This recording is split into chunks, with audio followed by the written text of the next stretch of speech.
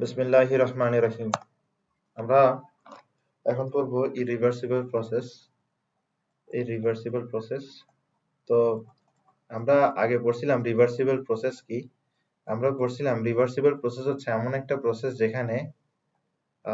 যেখানে infinite steps এর মধ্যে পুরা প্রসেসটা হবে, যে কারণে প্রত্যেকটা স্টেপের মধ্যে এনার্জির এক্সচেঞ্জ বা ওয়ার্ক ডান সেম হবে। তো ইরিভার্সিবল কি, ফাইনাইট নাম্বার অফ স্টেপস হবে, মানে নির্দিষ্ট সংখ্যক স্টেপস হবে। আর এই কারণে এখানে প্রতি স্টেপে একই পরিমাণ কাজও হবে না, প্রতি স্টেপের মধ্যে একই পরিমাণ এনার্জির এক্সচেঞ্জও হবে না। তাহলে আমাদের বইয়ের ভাষায় যদি আমরা লিখি রিভার্সিবল প্রসেস কি, রিভার্সিবল প্রসেস হচ্ছে এমন একটা প্রসেস যেটা ইনিশিয়াল স্টেটে রিটার্ন করতে পারে না, can't return to initial state. তুমি যেটা লিখার আছে লিখো, তুমি যদি এই কথাটা না লিখো তাহলে তুমি মার্কস পাবে না। ইনিশিয়াল স্টেটে রিটার্ন করতে যে প্রসেসটা ব্যর্থ হয় সেটাই হচ্ছে ইরিভার্সিবল প্রসেস, সেটাই হচ্ছে ইরিভার্সিবল প্রসেস। আচ্ছা, তো আমরা ইরিভার্সিবল প্রসেস পড়ে ফেলছি। এন্ড দেন আমরা যেটা পড়বো সেটা হচ্ছে ইঞ্জিন পড়বো। ঠিক আছে, হিট ইঞ্জিন। তো যে কোনো হিট ইঞ্জিনের মধ্যে তিনটা অংশ থাকে। একটা অংশকে আমরা বলি হচ্ছে সোর্স, একটা অংশ হচ্ছে সোর্স, আর একটা অংশ হচ্ছে ইঞ্জিন, আরেকটা অংশ হচ্ছে ইঞ্জিন। ঠিক আছে, একটা অংশ হচ্ছে সোর্স, আরেকটা অংশ হচ্ছে ইঞ্জিন। এরপর আরেকটা অংশ হচ্ছে সিঙ্ক, আরেকটা অংশ হচ্ছে সিঙ্ক, আরেকটা অংশ হচ্ছে সিঙ্ক, আরেকটা অংশ হচ্ছে সিঙ্ক। এবার সোর্স থেকে ইঞ্জিন Q1 পরিমাণ হিট নিবে। এই Q1 পরিমাণ হিটের একটা অংশ ইঞ্জিন ওয়ার্কে কনভার্ট করবে, আর Q1 হিটের বাদ বাকি অংশ সিঙ্কের মধ্যে ওয়েস্ট আকারে দিয়ে দিবে। Q1 পরিমাণ হিট ইঞ্জিন সোর্স থেকে নিবে, Q1 পরিমাণ হিটের W পরিমাণ সে কাজ করবে, আর বাদ বাকিটা সে সিঙ্কের মধ্যে ওয়েস্ট হিসেবে দিয়ে দিবে। তো আমরা যদি এই গল্পটা সুন্দর করে লিখতে চাই, আমরা এটা এভাবে লিখতে পারি যে Q1 পরিমাণ হিট দিচ্ছে ইঞ্জিন, Q1 পরিমাণ হিট নিচ্ছে, Q1 পরিমাণ হিটে একটা অংশ কাজে পরিণত হচ্ছে আর বাদ বাকি অংশ ওয়েস্টে পরিণত হচ্ছে। এখান থেকে যদি আমি কাজ বের করি, কাজ কি হবে? Q1 minus Q2। কাজ কি হবে? Q1 minus Q2। ওয়ার্ক কি হবে? Q1 minus Q2। ওয়ার্ক কি হবে? Q1 minus Q2। সোর্স থেকে Q1 পরিমাণ হিট ইঞ্জিন নিচ্ছে, সে Q1 পরিমাণ হিট থেকে W পরিমাণ কাজ সে করতেছে, W পরিমাণ ওয়ার্ক সে করতেছে, আর বাদ বাকি হিটটা সে সিঙ্কে দিয়ে দিচ্ছে। তাহলে আমরা বলতে পারি Q1 সমান সমান W প্লাস Q2। তাহলে W হচ্ছে ওয়ার্ক ডান। তো W কিভাবে পাবো? Q1 মাইনাস Q2 করে। যেখানে Q1 হচ্ছে amount of heat received from the source R Q2 হচ্ছে amount of heat released to the sink। এখানে হিটটা কোন দিক থেকে ফ্লো হচ্ছে? হিটটা ফ্লো হচ্ছে সোর্সের দিক থেকে। আর কোন দিকে যাচ্ছে হিটটা? যাচ্ছে হচ্ছে সিঙ্কের দিকে। তো আমরা কি জানি? হিট হায়ার টেম্পারেচার থেকে লোয়ার টেম্পারেচারের দিকে যায়। তাহলে সোর্সের টেম্পারেচার যদি কি হয় T1 আর সিঙ্কের টেম্পারেচার যদি হয় T2, আমাদের কাছে মাথায় রাখতে হবে এখানে অবশ্যই T1 এর টেম্পারেচার T2 এর চেয়ে বড় হবে। T1 টেম্পারেচার অবশ্যই T2 এর চেয়ে বড় হবে। যেহেতু হিট হাই টেম্পারেচার থেকে লো টেম্পারেচারের দিকে মুভ করে, আর এখানে হিট সোর্স থেকে সিঙ্কের দিকে মুভ করতেছে, তাই বলে T1 T2 এর চেয়ে বড় হবে। এটাতে আমাদের কোনো ডাউট নেই। আচ্ছা, এখন আমরা যেটা বের করব সেটা হচ্ছে এফিশিয়েন্সি। এবার এফিশিয়েন্সি মানে কি? এফিশিয়েন্সি দিন শেষে কি বোঝায়? এফিশিয়েন্সি বুঝায় হচ্ছে তুমি কি পরিমাণ দিছো আর যেটা দিছো এটার বিনিময়ে কি পরিমাণ পাইছো, মানে output with the respect to input. তুমি কোন একটা কিছু ইনভেস্ট করছো, সেই ইনভেস্টমেন্টে তুমি কি রিটার্ন পাইছো, এটা হচ্ছে এফিশিয়েন্সি। তো হিট ইঞ্জিনকে কি পরিমাণ হিট দেওয়া হয়েছিল? Q1 পরিমাণ হিট। তো Q1 পরিমাণ হিটের এই Q1 পরিমাণ হিটের W পরিমাণকে সে ওয়ার্কে কনভার্ট করছে, W পরিমাণকে সে ওয়ার্কে কনভার্ট করছে। তো Q1 হিটে W পরিমাণকে সে ওয়ার্কে কনভার্ট করছে, এই কারণে এফিসিয়েন্সি হচ্ছে W ডিভাইডেড বাই Q1। এটা হচ্ছে ইনপুট, উপরেরটা কি আউটপুট, উপরেরটা কি আউটপুট। তো এফিসিয়েন্সির কনসেপ্টটাই হচ্ছে তুমি কি পরিমাণ ইনভেস্ট করছো তার রেসপেক্টে কি পরিমাণ আউটপুট পাইছো, আর এটা তুমি কিভাবে পাবা, আউটপুট ডিভাইডেড বাই ইনপুট। তো আমরা যদি আরেকটু ভালো করে পড়ি, এফিসিয়েন্সি এফিসিয়েন্সি এফিসিয়েন্সির যে কোয়ান্টিটিটা আছে এটা সবসময় পার্সেন্টেজে এক্সপ্রেস করা হয়। যেহেতু পার্সেন্টেজে এক্সপ্রেস করা হয়, এখানের মধ্যে ইনটু 100 থাকবে। এবার আমরা এখানে ওয়ার্ক ডানের ফর্মুলা করছি Q1 মাইনাস Q2, তাহলে আমরা এখানে দিতে পারি Q1 মাইনাস Q2, W এর পরিবর্তে আমরা দিতে পারি Q1 মাইনাস Q2, W এর পরিবর্তে আমরা দিতে পারি Q1 মাইনাস Q2, W এর পরিবর্তে আমরা দিতে পারি Q1 মাইনাস Q2। এবার আমরা Q1 কে আলাদা করে Q1 দিয়ে ভাগ দিব, Q2 কে আলাদা করে Q2 দিয়ে ভাগ দিব। দেখো, যখন এভাবে কোন একটা জিনিসকে দিয়ে বিভক্ত অবস্থা থাকে, হ্যাঁ, তখন আমরা কি করতে পারি, দোনোটাকে আলাদা আলাদা করে ভাগ দিতে পারি। তাহলে Q1 কে Q1 দিয়ে আলাদা করে ভাগ দিব, Q2 কে Q1 দিয়ে আলাদা করে ভাগ দিব। তাহলে Q1 কে Q1 দিয়ে ভাগ দিলে আমরা পাবো 1, Q2 কে Q1 দিয়ে ভাগ দিলে আমরা পাবো কি, Q2 divided by Q1 into কি 100 ইনটু কি 100। তাহলে এটাই হচ্ছে এফিসিয়েন্সির আলটিমেট ফর্মুলা। এটা হচ্ছে এফিসিয়েন্সির আলটিমেট ফর্মুলা। যে কোনো ইঞ্জিনের এফিসিয়েন্সি হচ্ছে এটা, যে কোনো ইঞ্জিনের এফিসিয়েন্সি হচ্ছে এটা। এবার আমরা একটা রিভার্সিবল ইঞ্জিনের কথা বলবো। রিভার্সিবল ইঞ্জিন, তো একটা ইঞ্জিন কখন রিভার্সিবল হবে, একটা ইঞ্জিন তখনই রিভার্সিবল হবে যদি Q প্রপোর্শনাল টু T হয়। যদি কোন একটা ইঞ্জিনে টেম্পারেচার আর হিটের রিলেশনটা প্রপোর্শনাল হয়, যদি কোন একটা ইঞ্জিনের টেম্পারেচার আর হিটের রিলেশনটা প্রপোর্শনাল হয়, তাহলে সেই ইঞ্জিনটাকে আমরা বলবো রিভার্সিবল, সেই ইঞ্জিনটাকে আমরা বলবো রিভার্সিবল, সেই ইঞ্জিনটাকে আমরা বলবো রিভার্সিবল, সেই ইঞ্জিনটাকে আমরা বলবো রিভার্সিবল। আচ্ছা, কিউ প্রপোর্শনাল টু টি, এটার অর্থ কি, এটার অর্থ হচ্ছে আমরা আমরা কোন একটা ফর্মুলায় কিউ এর পরিবর্তে টি ব্যবহার করতে পারি, এটার অর্থই দাঁড়ায় এটা, এটার অর্থই দাঁড়ায় এটা, এটার অর্থই দাঁড়ায় এটা। ঠিক আছে, তো আমরা এখান থেকে আবার একটা জিনিস দেখতে পারি, সেটা হচ্ছে Q is equals to constant into T. তাহলে আমরা কি পাচ্ছি, কিউ বাই টি সমান সমান কে। তো আলটিমেটলি আমরা এখান থেকে এটা পাচ্ছি যে QF ডিভাইডেড বাই TF সমান সমান QI ডিভাইডেড বাই TI, অথবা আমরা এখান থেকে এটা পাচ্ছি যে QF বাই QI সমান সমান TF বাই TI। আশা করি এগুলো বুঝতেছো। তুমি যদি এনভায়রনমেন্টাল কেমিস্ট্রি ভালো করে বুঝে থাকো, তাহলে তুমি প্রপোর্শনালিটি থেকে এটা কিভাবে আসে এটা তুমি ভালো করে বুঝো। যদি তুমি এনভায়রনমেন্টাল কেমিস্ট্রি ভালো করে বুঝে থাকো, তাহলে তুমি এটা বুঝতে পারতেছো খুব সহজে, তাহলে তুমি বুঝতে পারতেছো খুব সহজে। যদি তুমি এটা বুঝতে না পারো, তাহলে বুঝতে হবে যে তুমি এনভায়রনমেন্টাল কেমিস্ট্রিতে আমার পড়ানো কিচ্ছু বুঝো নাই।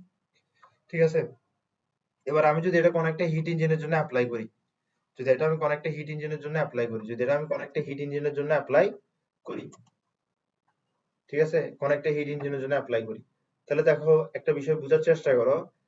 তো এখানের মধ্যে যে QF TF QI TI এগুলো আছে, আসলে এগুলো কি বোঝাচ্ছে, তুমি একটা জিনিস চিন্তা করো।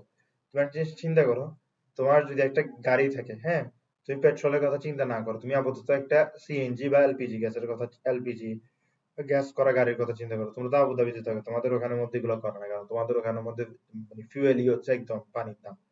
তাই বলে তোমাদের ওখানের মধ্যে এলপিজি আর সিএনজি করে না গাড়িগুলোকে, বাংলাদেশের মধ্যে করে। বাংলাদেশের মধ্যে তোমার বাংলাদেশের মানুষে কিরকম চিন্তা করে, বাংলাদেশের মানুষ হাইব্রিড গাড়ি কিনে ওটা আবার সিএনজি করে, কি উদ্ভট বিষয়। আচ্ছা, যেটাই হোক, তো এই তো সিএনজি মানে বিষয়টা কি, যে ফুয়েলটা আর পেট্রোল মানে মানে ফুয়েলটা তেল থাকবে না, ওটা গ্যাস থাকবে আর কি, সিএনজি গ্যাস থাকবে। তো ধরো এরকম চিন্তা করো, তো সোর্স কি, সোর্স হচ্ছে তোমার ওই গ্যাস ট্যাঙ্ক, ওই গ্যাস থেকে হিটটা আসতেছে কোথায়, ইঞ্জিনে, গ্যাস থেকে হিটটা আসতেছে কোথায়, ইঞ্জিনে। দেন ইঞ্জিন থেকে কিন্তু ওই হিটটা ইঞ্জিনে কিন্তু ওই হিটটা কম্বাসশনে অংশগ্রহণ করতেছে, দেন ওই হিটটা কিন্তু আবার বের হয়ে যাচ্ছে, সিঙ্কে চলে যাচ্ছে। তো ওই হিটটা যখন সোর্সে ছিল তখন তার একটা টেম্পারেচার ছিল, ওই হিটটা যখন সিঙ্কে চলে গেছে তখন তার একটা টেম্পারেচার আছে। এখানে একটা ভুল করে অনেকে, অনেকে মনে করে সোর্স, সোর্স মানে হচ্ছে গ্যাস ট্যাঙ্ক। এটা আসলে একটা ভুল জিনিস, সোর্স গ্যাস ট্যাঙ্ক না, সোর্স গ্যাস ট্যাঙ্ক না। আমি তোমাকে পড়ানোর সময় গ্যাস ট্যাঙ্ক বলছি কারণ এভাবে বললে তুমি বুঝবে ভালো, কিন্তু তার মানে যে সোর্স গ্যাস ট্যাঙ্ক আসলে এটা না। সোর্স কি জানো? গ্যাস যখন ইঞ্জিনের ভেতর ঢুকছে, ইঞ্জিনে যখন কম্বাস্টন করছে, ওই সময় ওই গ্যাসটা হচ্ছে সোর্স। ওই সময় ওই গ্যাসটা সোর্স। তো যখন সে কম্বাস্টন করতেছে তখন তার হিটটা কি অনেক বেশি না? ওই সময় ওই গ্যাসটা হচ্ছে সোর্স। ঠিক আছে? এরপরে যখন সে বের হয়ে যায়, সে বের হওয়া মাত্র সে সিঙ্ক হয়ে গেছে, সে বের হওয়া মাত্র সে সিঙ্কে চলে আসছে। তো সে যখন সোর্সে ছিল, অর্থাৎ যখন তার কম্বাস্টন ছিল, তখন তার টেম্পারেচার বেশি হবে। আর যখন সে সিঙ্কে চলে আসবে তখন তার টেম্পারেচার, এক্সস্ট দিয়ে যখন সিঙ্কে চলে আসবে তখন তার টেম্পারেচার কমে যাবে, তখন তার টেম্পারেচার কমে যাবে। এটা আমরা আশা করি বুঝতে পারছি, এটা আমরা আশা করি বুঝতে পারছি। তো আমরা যদি এখানের মধ্যে ইনিশিয়াল আর ফাইনালের কাহিনী বলতে চাই, তাহলে আমরা বলতে পারি এই যে সোর্সের টেম্পারেচার আছে এটা হচ্ছে ইনিশিয়াল টেম্পারেচার, আর এই যে সিঙ্কের টেম্পারেচার আছে এটা হচ্ছে ফাইনাল টেম্পারেচার। ঠিক আছে, তাহলে আমরা করসপন্ডিং হিটটাকে কি বলতে পারি? Initial hit. আর এটাকে বলতে পারি আমরা ফাইনাল হিট। তাহলে এখান থেকে আমরা কি লিখতে পারি? এখান থেকে আমরা লিখতে পারি যে Q2 বাই Q1 সমান সমান T2 বাই T1। তো এই যে এটা পাইলাম, এটা কিসের, এটা কোন শর্ত অনুসারে পাইলাম? এটা পাইলাম আমি এই শর্ত অনুসারে যে heat directly proportional to temperature. এই শর্তটা কার শর্ত? রিভার্সিবলের শর্ত। তো এই শর্তটা অনুসরণ করলে একটা ইঞ্জিন রিভার্সিবল হবে। এই শর্ত অনুসরণ করা যা কথা, এই শর্ত অনুসরণ করা তা কথা। তার মানে এই শর্ত যদি কোন একটা ইঞ্জিন ফলো করে, ইঞ্জিনটা হবে রিভার্সিবল। এই শর্তের মধ্যে কি কি আছে? এই শর্তে আছে যে heat released to sync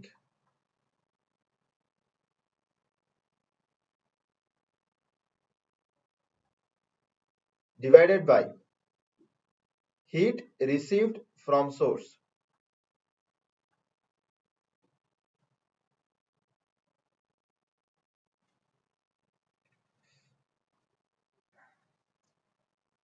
T2 কি?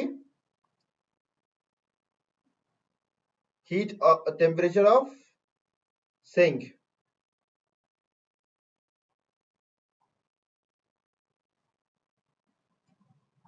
T1 কি? Temperature of source. তার মানে সিঙ্কে যে হিট গেছে আর সোর্স থেকে যে হিটটা রিসিভ হয়েছে, এটার যে রেশিও, এটা সমান সমান হবে সিঙ্কের টেম্পারেচার আর সোর্সের টেম্পারেচারের রেশিও। আমরা বুঝছি? তো এই যে শর্তটা আছে, এই শর্তটা যদি কোন একটা ইঞ্জিন ফলো করে, সেই ইঞ্জিনটা হবে রিভার্সিবল, সেই ইঞ্জিনটা হবে রিভার্সিবল। এবার আমরা যেটা পড়বো সেটা হচ্ছে কার্নো ইঞ্জিন। কার্নো ইঞ্জিন একটা সাইকেল অনুসরণ করে যেটাকে আমরা বলি কার্নোট সাইকেল। কার্নোট সাইকেল, এই কার্নোট সাইকেলটা মূলত পড়তে হবে। কার্নো ইঞ্জিন মূলত কার্নোট সাইকেলটাই। তো এই কার্নোট সাইকেলে, যেমন কার্নোট সাইকেলটা আঁকি, এটা হচ্ছে আমাদের ওয়াই অ্যাক্সিস, এটা হচ্ছে আমাদের এক্স অ্যাক্সিস, এটা হচ্ছে প্রেসার, আর এটা হচ্ছে ভলিউম। তো একটা গ্যাস আছে, ইনিশিয়ালি এটার প্রেসার হচ্ছে P1 আর ভলিউম হচ্ছে V1। ফার্স্ট স্টেপের পরে, এই কার্নোট ইঞ্জিনের ফার্স্ট স্টেপের পরে এটার প্রেসার হয়ে যাবে P2 আর এটার ভলিউম হবে V2। তো এটা হচ্ছে কি কার্নো ইঞ্জিনের ফার্স্ট স্টেপ, এটা হচ্ছে কার্নো ইঞ্জিনের ফার্স্ট স্টেপ। এই কার্ভটা কার্নোট ইঞ্জিনের ফার্স্ট স্টেপটাকে রিপ্রেজেন্ট করে। ঠিক আছে? কার্নোট ইঞ্জিনের ফার্স্ট স্টেপটা কি? কার্নোট ইঞ্জিনের ফার্স্ট স্টেপটা হচ্ছে আইসোথার্মাল এক্সপ্যানশন। এবার কার্নোট ইঞ্জিনের সেকেন্ড স্টেপটা কি? সেকেন্ড স্টেপের পরে প্রেসার হয়ে যাবে P3 আর ভলিউম হয়ে যাবে V3। সেকেন্ড স্টেপটা কি? সেকেন্ড স্টেপটা হচ্ছে এডিয়াবেটিক এক্সপ্যানশন।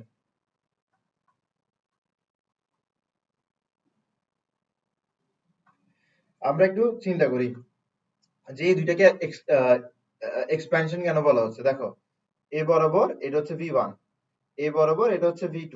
তাহলে ফার্স্ট স্টেপে কি হয়েছে? ভলিউম V1 থেকে V2 তে গেছে। তুমি আক্কেল বুদ্ধি খাটায় বলো তো, এক্স অ্যাক্সিস বরাবর ডানের কোয়ান্টিটিটা বড় হয় না? এক্স অ্যাক্সিস বরাবর ডানের কোয়ান্টিটি বড় হবে না? তাহলে V2 অবশ্যই V1 এর চেয়ে বড় হবে না? তো V2 যদি V1 এর চেয়ে বড় হয় আর গ্যাসের ভলিউম যদি V1 থেকে V2 হয়, তার মানে এক্সপ্যানশন হয়েছে। কি হয়েছে? এক্সপ্যানশন হয়েছে। ঠিক আছে? পরের ধাপে দেখো V2 থেকে V3 হচ্ছে, এবার V3 V2 এর চেয়ে বড়, তাহলে পরের ধাপেও কি হচ্ছে, এক্সপ্যানশন হচ্ছে। তাহলে প্রথম দুটো ধাপ হচ্ছে এক্সপ্যানশন। পরের ধাপটা দেখো, পরের ধাপে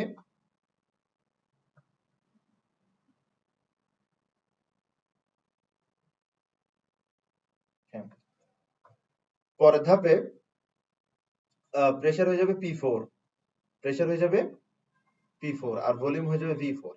দেখো V3 এর তুলনায় কিন্তু V4 কম, এটা হচ্ছে V3 আর এটা হচ্ছে ধরো V4। V3 এর তুলনায় V4 কিন্তু কম, তার মানে থার্ড স্টেপের মধ্যে কন্ট্রাকশন হচ্ছে। এই যে কন্ট্রাকশন হচ্ছে এটা হবে আইসোথার্মাল কন্ট্রাকশন, এটা হবে আইসোথার্মাল কন্ট্রাকশন, এটা হবে আইসোথার্মাল কন্ট্রাকশন। ঠিক আছে, এবার আসো last step, last step, last স্টেপে কি হবে, লাস্ট স্টেপে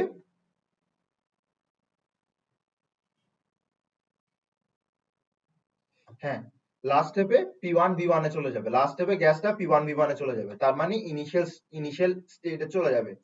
যেহেতু ইনিশিয়াল স্টেটে চলে যাচ্ছে তাই বলে এটা একটা রিভার্সিবল প্রসেস। ঠিক আছে, এটা একটা কি রিভার্সিবল প্রসেস, ভেরি গুড, এটা একটা রিভার্সিবল প্রসেস। আসো আইসোথার্মাল কন্ট্রাকশন আমরা বুঝতে পারছি। এরপরে এই যে ফোর্থ স্টেপটা আছে, ফোর্থ স্টেপটা কি হবে, ফোর্থ স্টেপটা হবে কন্ট্রাকশন। কেন, কারণ কারণ দেখো V4 কিন্তু V1 এর চেয়ে বড়, V4 V1 এর চেয়ে বড়, তাই বলে যেহেতু এখানের মধ্যে ভলিউম কমতেছে, V4 থেকে V1 হচ্ছে, ভলিউম কমতেছে, তাই বলে এটাকে আমরা বলতে পারবো কন্ট্রাকশন, এটাকে আমরা বলতে পারবো এডিয়াবেটিক কন্ট্রাকশন। তাহলে ফোর্থ ধাপটা কি, এডিয়াবেটিক কন্ট্রাকশন। ফোর্থ ধাপটা কি, এডিয়াবেটিক কন্ট্রাকশন। আমরা আশা করি বুঝতে পারতেছি। তো প্রথমে আমরা পড়বো শুধুমাত্র কাকে নিয়ে, আইসোথার্মাল এক্সপ্যানশন নিয়ে পড়বো। প্রথমে আমরা শুধুমাত্র আইসোথার্মাল এক্সপ্যানশন নিয়ে পড়বো। আমরা আইসোথার্মাল প্রসেস নিয়ে অনেক কিছু পড়ছি না, আইসোথার্মাল প্রসেস নিয়ে আমরা যা কিছু পড়ছি সবকিছু এখানে অ্যাপ্লিকেবল, সবকিছু এখানে অ্যাপ্লিকেবল। যেমন ধরো ফার্স্ট ল, ফার্স্ট ল কি ছিল, ফার্স্ট ল আমরা জানি ডেল কিউ সমান সমান হবে del U plus del W. আমরা জানি যেহেতু এটা একটা আইসোথার্মাল প্রসেস, ডেল ইউ হবে কি, ডেল ইউ হবে হচ্ছে 0, যেহেতু এটা একটা আইসোথার্মাল প্রসেস ডেল ইউ হবে হচ্ছে 0, যদি ডেল ইউ সমান সমান 0 হয় তাহলে ডেল কিউ সমান সমান কি, ডেল ডব্লিউ। এরপর আমরা জানি যে আইসোথার্মাল প্রসেসের মধ্যে ওয়ার্ক ডান কি হয়, আইসোথার্মাল প্রসেসের মধ্যে ওয়ার্ক ডান হচ্ছে N R T ln bf by vi। তাহলে এখানে ফার্স্ট ল কি দাঁড়ায়, ফার্স্ট ল দাঁড়ায় ডেল কিউ সমান সমান ডেল ডব্লিউ সমান সমান সমান সমান সমান সমান nRT ln bf by vi, nRT ln bf by vi। বুঝা গেছে বিষয়টা, ভেরি গুড, ফার্স্ট ল। এবার আসো, এবার হচ্ছে ফার্স্ট স্টেপের মধ্যে এতটুকু তো বুঝছি। তা ফার্স্ট স্টেপের মধ্যে কি হবে, ফার্স্ট স্টেপের মধ্যে হিট রিসিভ হবে, কি হবে, হিট রিসিভ হবে, হিট রিসিভ হবে। কোত্থেকে হিট রিসিভ করাই, যে কোনো হিট ইজ কোত্থেকে হিট রিসিভ করে, সোর্স থেকে, হিট রিসিভড ফ্রম সোর্স। এখানে হিট রিসিভড ফ্রম সোর্স হচ্ছে কত, হিট রিসিভড ফ্রম সোর্স হচ্ছে Q1, hit received from source কি Q1। তাহলে এখানে Q1 পরিমাণ হিট রিসিভড হবে, ফার্স্ট স্টেপে Q1 পরিমাণ হিট রিসিভ হবে। এই যে Q1 পরিমাণ হিট রিসিভ হচ্ছে, এই যে Q1 পরিমাণ হিট রিসিভ হচ্ছে, এটাই হচ্ছে হিটের চেঞ্জ, এটাই হচ্ছে হিটের চেঞ্জ। তাহলে আমরা এখানে কি লিখতে পারি, Q1 সমান সমান ডেল W সমান সমান n r t ln b f by vi। ঠিক আছে, এখানে দেখো এই যে ফার্স্ট স্টেপটা আছে, ফার্স্ট স্টেপের মধ্যে vf, vf হচ্ছে V2, এটা হচ্ছে vf, আর vi হচ্ছে V1। vi মানে ইনিশিয়াল ভলিউম, vf মানে ফাইনাল ভলিউম, ফাইনাল ভলিউম হচ্ছে V2, ইনিশিয়াল ভলিউম হচ্ছে V1। ঠিক আছে, আর এই যে প্রসেসটা আছে এটা হচ্ছে আইসোথার্মাল প্রসেস, তার মানে T1 টেম্পারেচার হইছে। এটা কোন টেম্পারেচার হইছে, এটা T1 টেম্পারেচারে হইছে। ঠিক আছে, এবার আসো, তাহলে আমরা এই ক্ষেত্রে কি লিখতে পারি, এই ক্ষেত্রে আমরা T1 দিতে পারি, আর ফাইনাল টেম্পারেচার বলতে পারি কাকে, V2 কে, আর ইনিশিয়াল ভলিউম বলতে পারি V1 কে, ফাইনাল ভলিউম বলতে পারি V2 কে, আর ইনিশিয়াল ভলিউম বলতে পারি V1 কে। এখন এখানের মধ্যে এসব কিছুর পাশাপাশি আমরা আরো কিছু শিখতে পারি, সেটা হচ্ছে আমরা এখানের মধ্যে যদি বেসিক, হ্যাঁ বেসিক যদি প্রেসার আর ভলিউমের সম্পর্কটা বের করতে চাই, সেটা হবে পিএফ ভিএফ সমান সমান পিআই ভিআই। তো এই ক্ষেত্রের মধ্যে ফাইনাল প্রেসার ফাইনাল ভলিউম হচ্ছে P2 V2, আর ইনিশিয়াল প্রেসার ও ইনিশিয়াল ভলিউম হচ্ছে P1 V1। বোঝা গেছে বিষয়টা, তাহলে আমরা আইসোথার্মাল স্টেপ থেকে, আইসোথার্মাল এক্সপ্যানশন থেকে এতটুকুই পড়তে পারতেছি, আইসোথার্মাল এক্সপ্যানশন এর বাইরে কিছু নাই। তো আমাদের একটা জিনিস খুব ভালো করে বুঝতে হবে এখানের মধ্যে, সেটা হচ্ছে আমাদের একটা জিনিস খুব ভালো করে বুঝতে হবে এখানের মধ্যে, সেটা হচ্ছে কি, সেটা হচ্ছে আমাকে যদি কখনো বলে আইসোথার্মাল এক্সপ্যানশনের মধ্যে কি পরিমাণ হিট রিসিভ হয়েছে, সেটা আমি এনআরটি ln বিএফ বাই বিআই দিয়ে বের করে ফেলতে পারবো। Even though nRT ln BF by বিআই হচ্ছে ওয়ার্ক ডানের ফর্মুলা। কেন এখানে করতে পারতেছি, কারণ এখানে যে পরিমাণ হিট দিব সেই পরিমাণ হিটই ওয়ার্ক ডানে কনভার্ট হবে, তাই বলে আমি ওয়ার্ক ডানের ফর্মুলা ব্যবহার করলে হিটটা পেয়ে যাব। বুঝতে পারছি, আশা করি বুঝতে পারছি। এবার আমরা সেকেন্ড স্টেপে যাব, এডিয়াবেটিক এক্সপ্যানশন। কিসে যাব? Adiabatic expansion.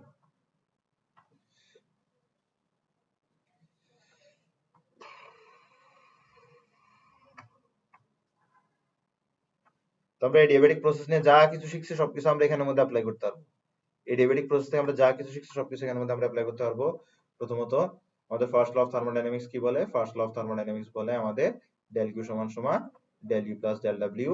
আমরা শিখছিলাম যে এডিয়াবেটিক প্রসেসের মধ্যে হিট চেঞ্জ হচ্ছে zero.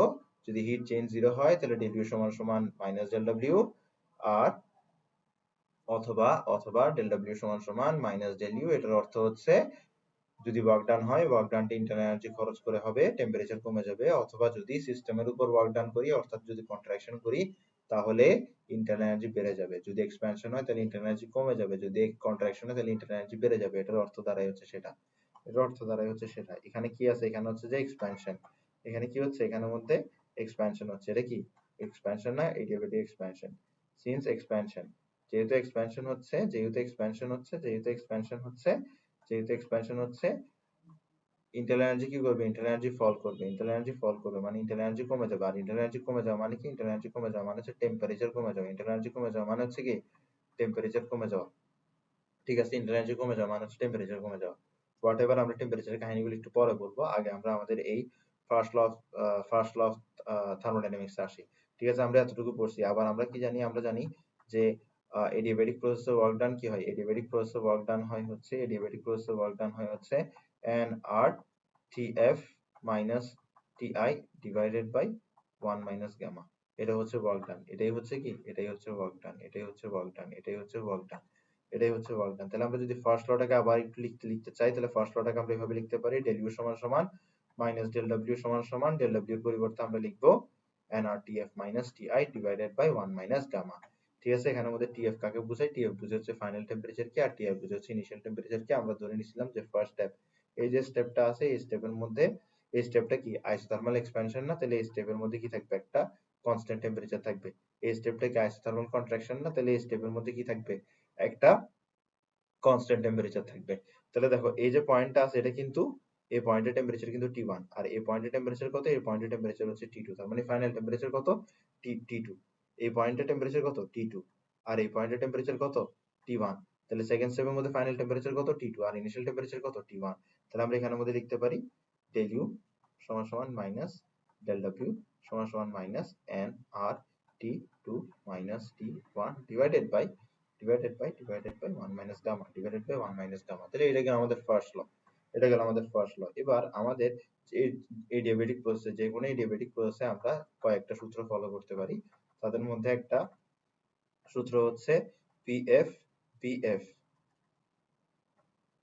PF PF to the power gamma সমান সমান PI PI to the power gamma. TF BF to the power gamma minus 1 TI PI to the power gamma minus 1। ঠিক আছে, TF PF to the power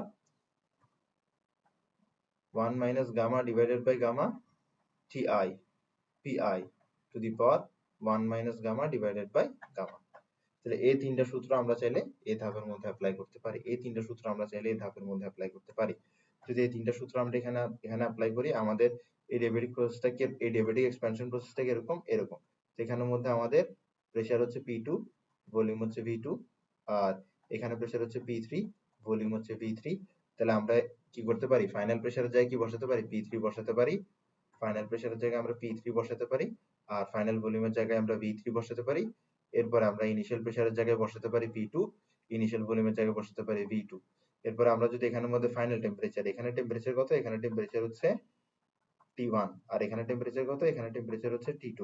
তাহলে final temperature হচ্ছে T2, final volume হচ্ছে V3, উপরে দিতে পারি gamma minus 1, এরপর initial temperature হচ্ছে T1, ইনিশিয়াল ভলিউম হচ্ছে V2, উপরে দিতে পারি গামা মাইনাস 1, এরপরে ফাইনাল প্রেসার, ফাইনাল টেম্পারেচার হচ্ছে T2, ফাইনাল প্রেসার হচ্ছে P3, উপরে দিতে পারি 1 minus gamma divided by gamma, এরপর আমরা দিতে পারি হচ্ছে ইনিশিয়াল টেম্পারেচার যেটা হচ্ছে T1, এরপর আমরা দিতে পারি যে ইনিশিয়াল প্রেসার যেটা হচ্ছে P2, উপরে দিতে পারি 1 minus gamma divided by gamma. আমি এখান থেকে এই সূত্রটা লিখছি, এখান থেকে এই সূত্রটা লিখছি, এখান থেকে এই সূত্রটা লিখছি। আশা করি বুঝতে পারছো। তাহলে আমরা এডিয়াবেটিক এক্সপেনশনের জন্য যা যা সূত্র দরকার সবগুলো সূত্র আমরা আশা করি পড়ে ফেলতে পারছি এডিয়াবেটিকে। এরপরে আমরা যে সূত্রটা পড়বো সেটা হচ্ছে, এরপরে আমরা যা পড়বো তা হচ্ছে কাকে নিয়ে, তা হচ্ছে আইসোথার্মাল কন্ট্রাকশন কে নিয়ে। কাকে নিয়ে পড়বো আমরা? আইসোথার্মাল কন্ট্রাকশন নিয়ে পড়বো।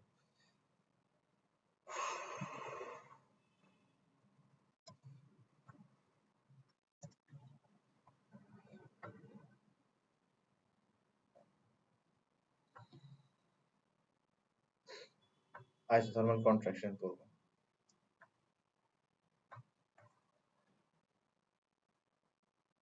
আচ্ছা দেখো, আইসোথার্মাল কন্ট্রাকশন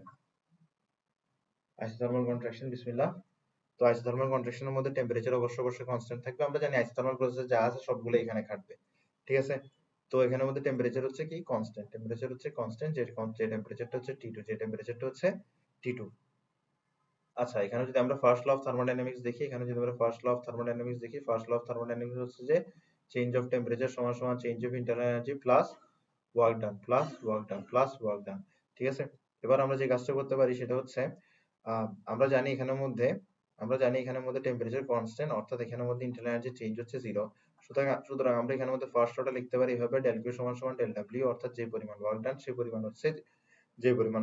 পরিমাণ হচ্ছে হিটের এক্সচেঞ্জ। এখন এখানের মধ্যে ওয়ার্ক ডানটা কি হচ্ছে কন্ট্রাকশন, ওয়ার্ক ডানটা কি কন্ট্রাকশন ওয়ার্ক। যদি কন্ট্রাকশন ওয়ার্ক হয় তাহলে হিট কি হয়? রিলিজ হয়। তাহলে ফার্স্ট স্টেপের মধ্যে Q1 পরিমাণ হিট রিসিভ হয়েছিল, আর এখানের মধ্যে Q2 পরিমাণ হিট রিলিজ হবে। তাহলে এখানের মধ্যে Q2 পরিমাণ হিট কি হবে? রিলিজ হবে। Q2 release to sink. Heat কোথায় রিলিজ করে? একটা ইঞ্জিন সিঙ্কে রিলিজ করে না? তাহলে তোমার এখানের মধ্যে যে হিটের এক্সচেঞ্জটা আছে সেটাকে আমরা বলতে পারি Q2। আর ওয়ার্ক ডান, দেখো ওয়ার্ক ডান আমরা কি জানি? আমরা জানি হচ্ছে আইসোথার্মাল প্রসেসের মধ্যে ওয়ার্ক ডান কি? আইসোথার্মাল প্রসেসের মধ্যে ওয়ার্ক ডান হচ্ছে nRT ln VF by VI। আর এখানের মধ্যে যদি আমরা ওয়ার্ক ডানটা চিন্তা করি তাহলে এই ধাপের মধ্যে আমাদের ওয়ার্ক টেম্পারেচার হচ্ছে T2, তাই বলে হচ্ছে nRT2 ln VF by V1। তো এখানে VF হচ্ছে V4 আর VI হচ্ছে V3, তাহলে এটা হচ্ছে V4 বাই V3। বোঝা গেছে বিষয়টা? এরপর আমরা কি বের করতে পারি? এরপর আমরা এখান থেকে লিখতে পারি এটা যে nRT2 ln V4 by V3, nRT2 ln V4 by V3, এটা হচ্ছে Q2। এটা কি? এটা হচ্ছে Q2। তো এটা হচ্ছে amount of heat released to the system কি? Contraction work. আশা করি বুঝতে পারছো। এছাড়া তুমি যদি এখানের মধ্যে প্রেসার আর ভলিউমের রিলেশনটা একটু বুঝতে চাও, প্রেসার আর ভলিউমের রিলেশনটা তুমি এভাবে বুঝতে পারো, PF সমান সমান PI VI, because it is an isothermal process. প্রসেসের মধ্যে তোমার বোয়েলস ল কাজ করে। তোমার বোয়েলস ল হচ্ছে PF সমান সমান PI VI সমান সমান PI VI। তো এখানের মধ্যে PF ফাইনাল প্রেসার কি? ফাইনাল প্রেসার হচ্ছে P4, ফাইনাল ভলিউম কি? ফাইনাল ভলিউম হচ্ছে V4, ইনিশিয়াল প্রেসার কি? ইনিশিয়াল প্রেসার হচ্ছে P3, ইনিশিয়াল ভলিউম হচ্ছে V3। বোঝা গেছে? আশা করি বোঝা গেছে। তাহলে এটাই হচ্ছে আমাদের কি? Isothermal contraction. এটাই হচ্ছে আমাদের আইসোথার্মাল কন্ট্রাকশন। মূলত আইসোথার্মাল কন্ট্রাকশন থেকে আমার এটাই মাথায় রাখতে হবে যে nRT ln VF by V1 যদি আমি এখানে করি তাহলে এখানে যে পরিমাণ হিটটা রিলিজ হয়েছে সেই পরিমাণ হিটটা আমি পেয়ে যাব। এরপর আমরা ফোর্থ স্টেপে চলে যাব। ফোর্থ স্টেপ হচ্ছে এডিয়াবেটিক কন্ট্রাকশন। ফোর্থ স্টেপ হবে এডিয়াবেটিক কন্ট্রাকশন। আমরা এডিয়াবেটিক কন্ট্রাকশনে চলে যাচ্ছি।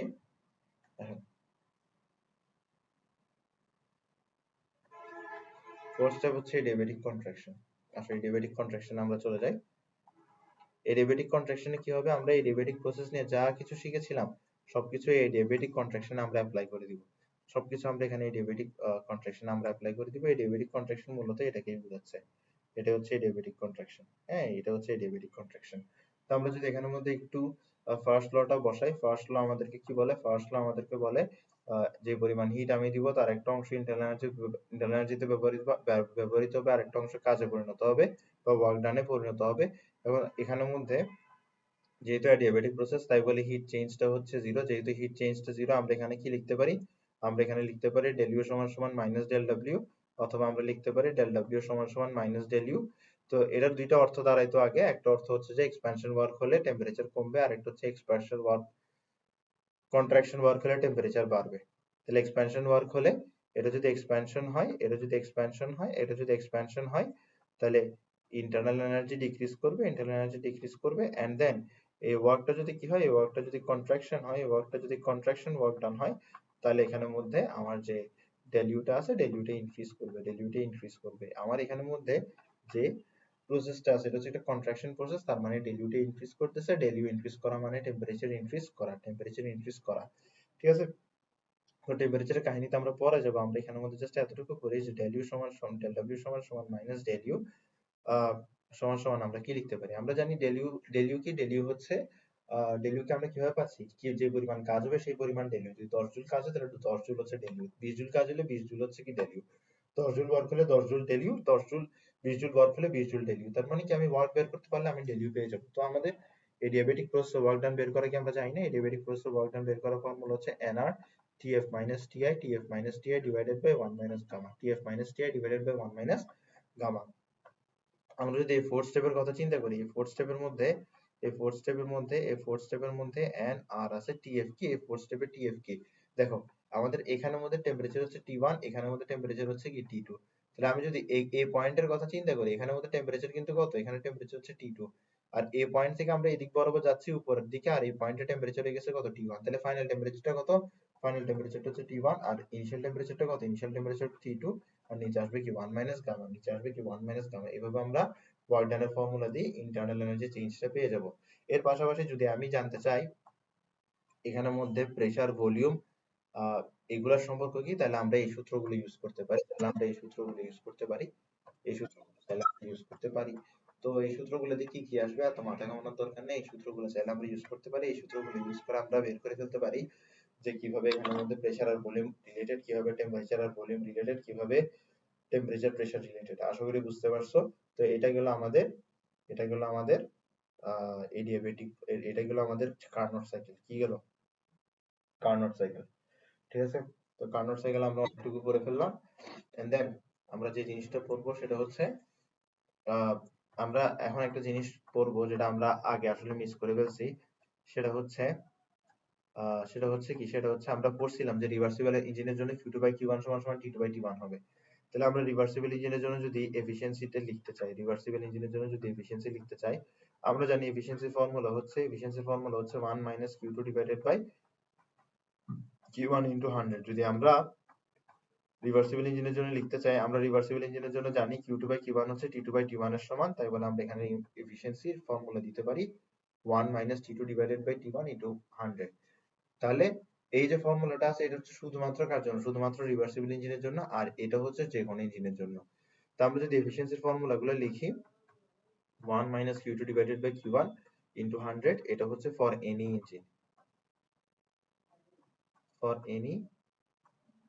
engine, R 1 minus T2 divided by T1 into 100 only for reversible engine,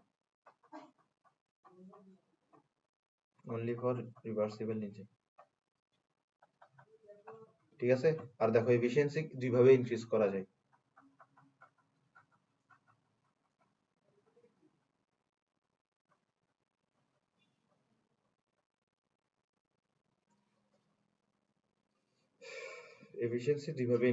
যায়। একটা হচ্ছে কি ইনক্রিজিং সোর্স টেম্পারেচার, সোর্সের টেম্পারেচার যদি আমরা বাড়াই দিই তাহলে এফিসিয়েন্সি বেড়ে যাবে। এরপরে হচ্ছে আরেকটা হচ্ছে ডিক্রিজিং সিঙ্ক টেম্পারেচার, সিঙ্কের টেম্পারেচার যদি আমরা ডিক্রিজ করে দিই তাহলে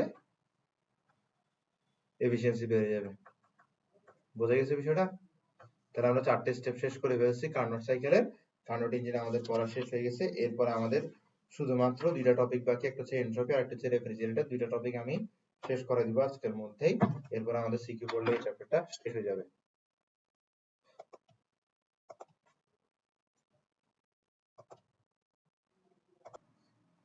একদম এইচএসসি তে তুমি এই চ্যাপ্টার পড়বা, এর আগে আর চ্যাপ্টার পড়ার সুযোগ হবে কিনা আল্লাহ জানে। টেস্ট আগে পড়তে পারবা, কিন্তু এরপর আর সময় হবে কিনা আল্লাহ জানে। তো এরপর আমরা দুইটা জিনিস পড়বো, একটা হচ্ছে এন্ট্রপি, আর একটা হচ্ছে এন্ট্রপি, আর একটা হচ্ছে রেফ্রিজারেটর। আচ্ছা, এন্ট্রপি পড়ার আগে একটা জিনিস পড়বো, সেটা হচ্ছে হিট রিকোয়ার্ড। টপিকটা বইয়ে নাই, আমি বানাইছি টপিকটা, হিট রিকোয়ার্ড।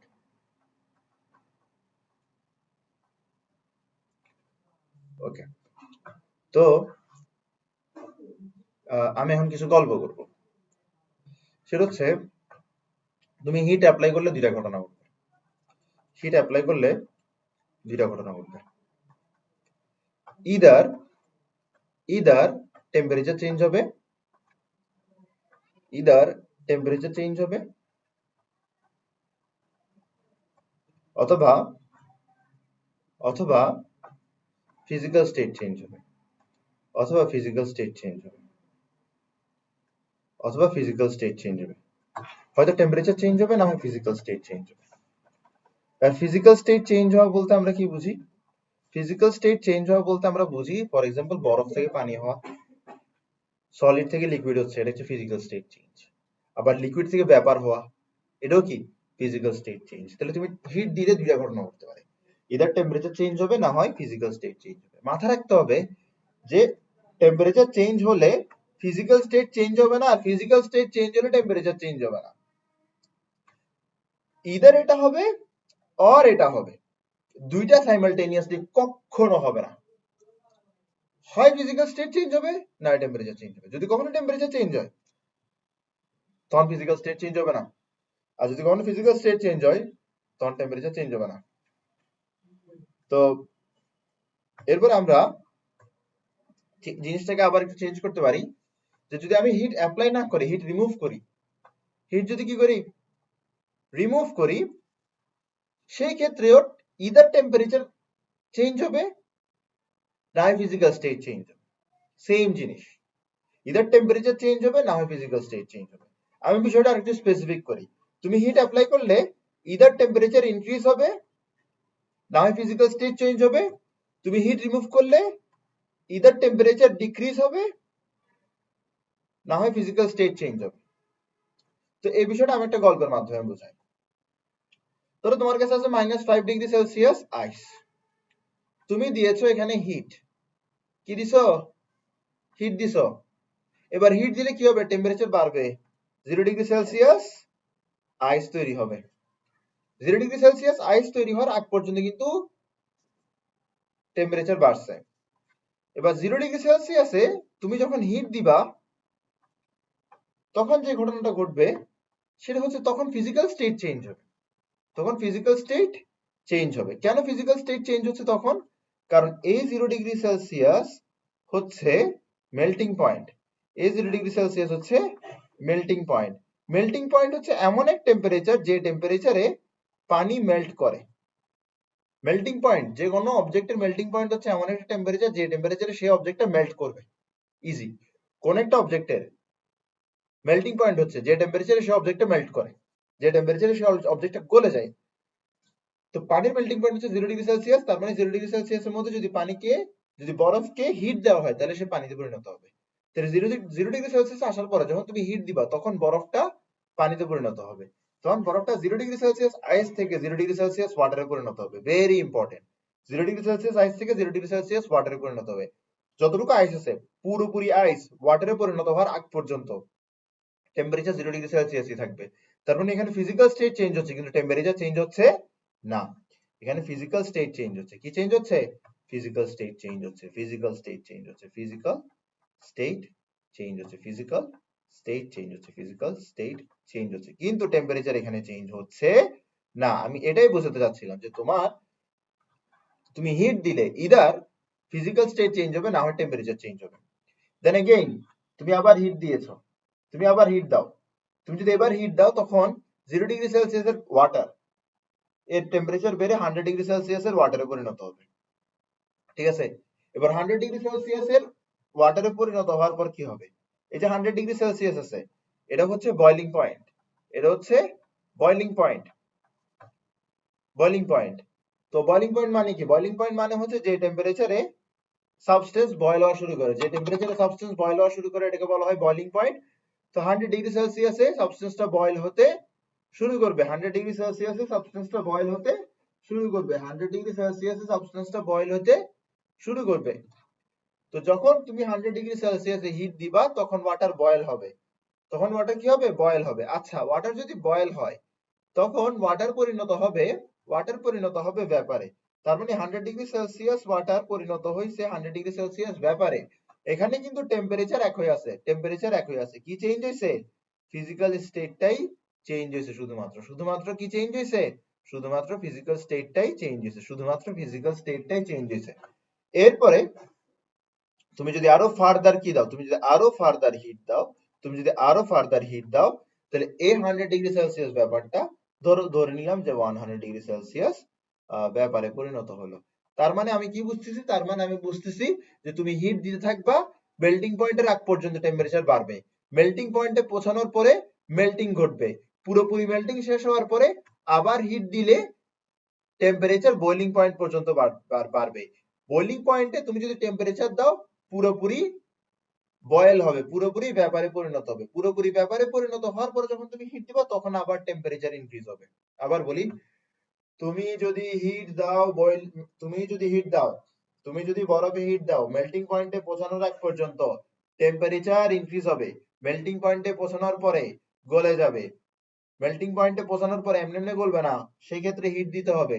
মেল্টিং পয়েন্টে পৌঁছানোর পরে তুমি যদি হিট দাও গলে যাবে, গলে যাওয়ার পরে পুরোপুরি গলে যাওয়ার পরে যদি তুমি হিট দাও তাহলে টেম্পারেচার ইনক্রিজ হবে বয়লিং পয়েন্ট পর্যন্ত।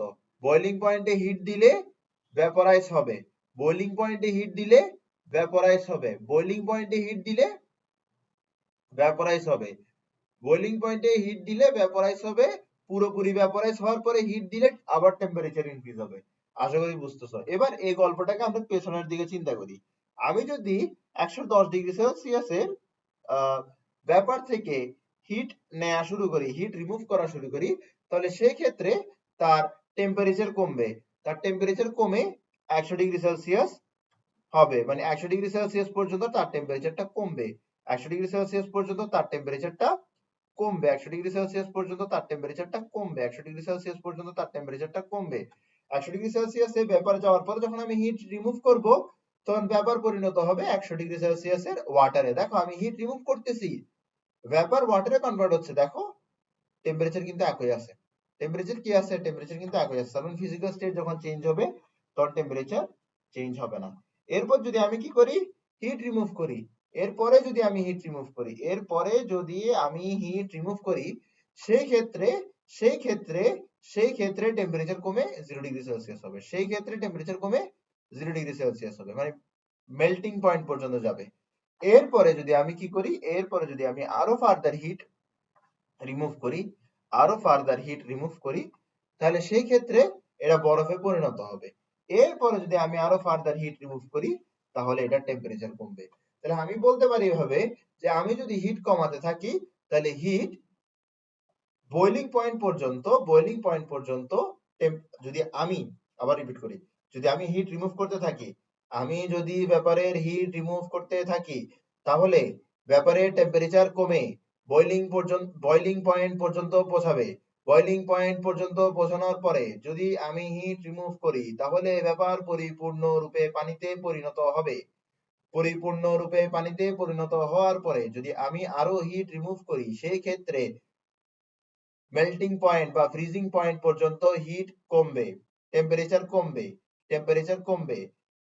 এবার মেল্টিং পয়েন্টে যদি আমি হিট রিমুভ করি তাহলে ওয়াটার আবার আইসে পরিণত হবে, আবার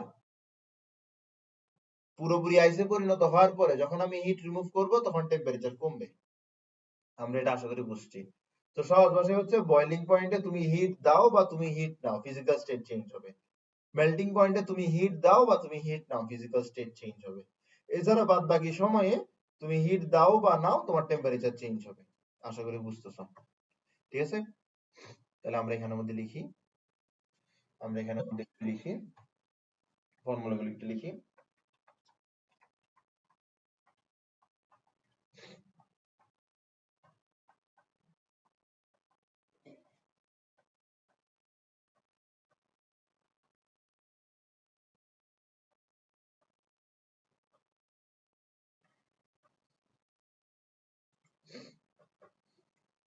Amount of heat required to for delta temperature change, delta temperature change সেটা হচ্ছে যে কি Q সমান সমান ms delta, সেটা হচ্ছে Q সমান সমান ms delta। ঠিক আছে? আচ্ছা, আমি এটা বোঝানোর জন্য আগে স্পেসিফিক হিট বোঝাই।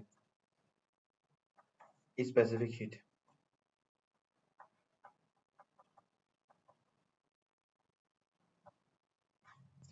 স্পেসিফিক হিট কি? স্পেসিফিক হিট হচ্ছে অ্যামাউন্ট অফ হিট রিকোয়ার্ড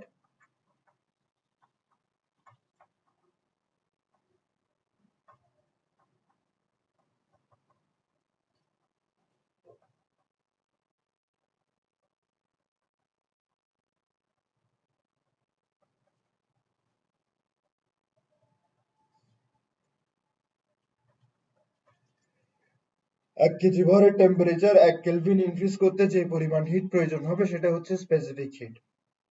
এটাকে এক্সপ্রেস করা হয় অ্যাজ দিয়ে, এটাকে এক্সপ্রেস করা হয় অ্যাজ দিয়ে। তাহলে আমরা এটাকে এভাবে লিখতে পারি, heat required to raise temperature of 1 KG mass by 1 kelvin. এটাই হচ্ছে কি? এটাই হচ্ছে এস। এটাই হচ্ছে কি? এটাই হচ্ছে এস। ওকে, এটাই হচ্ছে এস, এটাই হচ্ছে এস। আচ্ছা, তো 1 কেজির টেম্পারেচার 1 কেলভিন ইনক্রিজ করতে যদি এস পরিমাণ হিট প্রয়োজন হয়, তাহলে এম কেজির হিট 1 কেলভিন ইনক্রিজ করতে কি পরিমাণ হিট প্রয়োজন হবে? 1 কেলভিনে যদি এস পরিমাণ প্রয়োজন হয়, তাহলে এম কেলভিনের এমএস পরিমাণ প্রয়োজন হবে। 1 কেলভিনে যদি এস পরিমাণ প্রয়োজন হয়, তাহলে এম কেজির 1 কেজির যদি এস পরিমাণ হিট প্রয়োজন হয়, 1 কেজির টেম্পারেচার 1 কেলভিন ইনক্রিজ করতে যদি এস হিট প্রয়োজন হয়, তাহলে এম কেজির 1 কেলভিন টেম্পারেচার হিট ইনক্রিজ করতে এমএস পরিমাণ হিট দরকার। আবার বলি, 1 কেজির টেম্পারেচার 1 কেলভিন ইনক্রিজ করতে যদি হিট এস পরিমাণ প্রয়োজন হয়, তাহলে এম কেজির টেম্পারেচার 1 কেলভিন ইনক্রিজ করতে হিট প্রয়োজন হবে এমএস পরিমাণ। সহজ ভাষা হচ্ছে 1 কেজির যদি এস পরিমাণ হিট প্রয়োজন, এম কেজির প্রয়োজন এমএস পরিমাণ। ঠিক আছে? ওকে,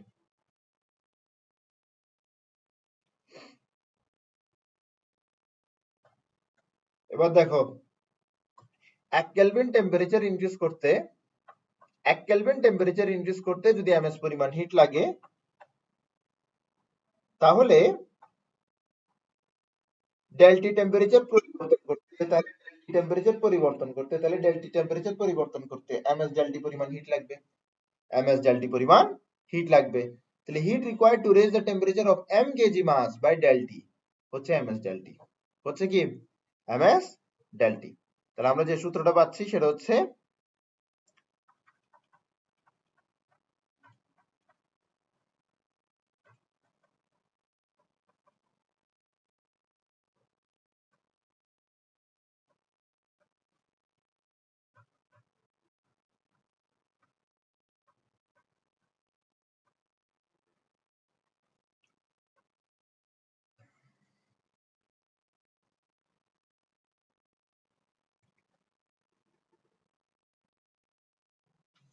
ঠিক আছে?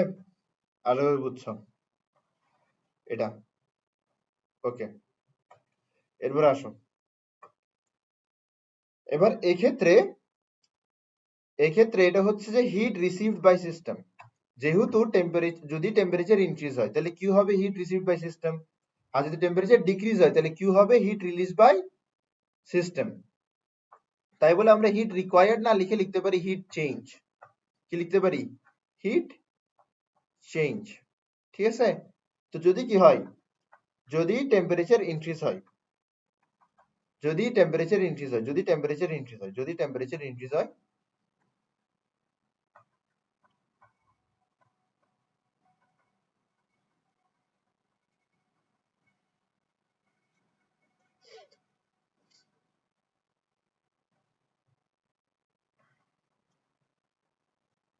তাহলে কি হবে, হিট রিসিভড। কোন একটা সাবস্টেন্স হিট রিসিভ করে তো টেম্পারেচার ইনক্রিজ করতে পারবে, ঠিক না? যদি টেম্পারেচার ডিক্রিজ হয় তাহলে কি হবে, কি হিট রিলিজড। কি হবে, কি hit released.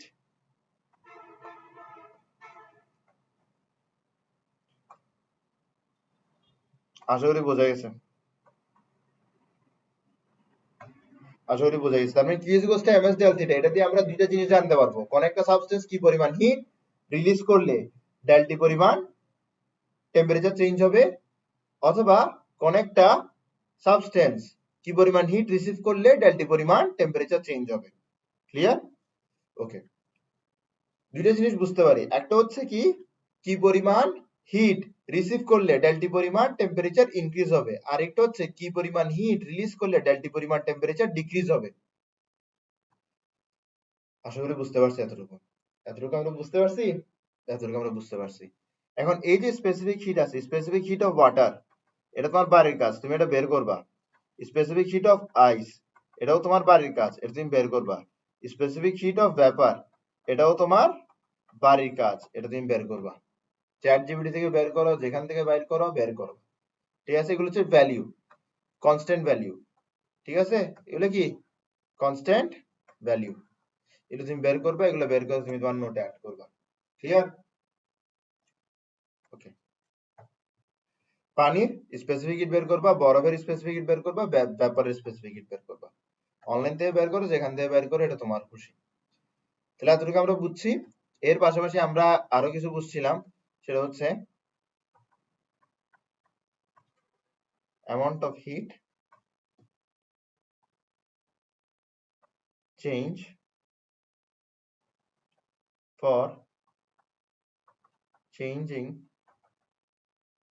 temperature of n mole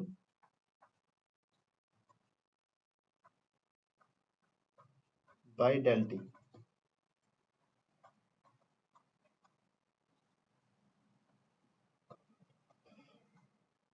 এগুলো বহুত পড়াইছি, এগুলো এত পড়াইতে আর ভালো লাগতেছে না। তারপর আমরা কনস্ট্যান্ট ভলিউমে কি লিখতে পারি, এনসিপি ডেল টি। কনস্ট্যান্ট প্রেসারে কি লিখতে পারি, এনসিপি ডেল টি। কনস্ট্যান্ট প্রেসারে লিখতে পারি NCP del T.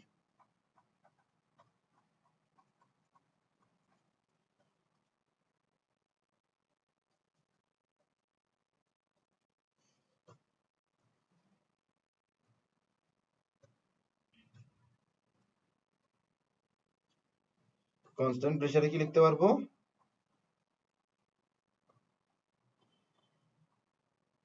NCP del T. আশা করি বুঝতে পারছো। এরপর আমরা যেটা পড়বো সেটা হচ্ছে latent heat, latent heat of fusion. এটা ক্লাস 9-10 এর পড়া, এগুলো তোমাদেরকে এমনি পড়াইতেছি। কারণ দেখা যায় যে ইন্টারমিডিয়েটের ছেলেপেলেদের সবচেয়ে বেশি ল্যাকিং থাকে ক্লাস 9-10 এর পড়ালেখা। ক্লাস 9-10 এর বেসিক থাকলে ইন্টারমিডিয়েটের পড়ালেখা অতটাও কঠিন না। আসলে latent heat of fusion, latent heat of fusion কি,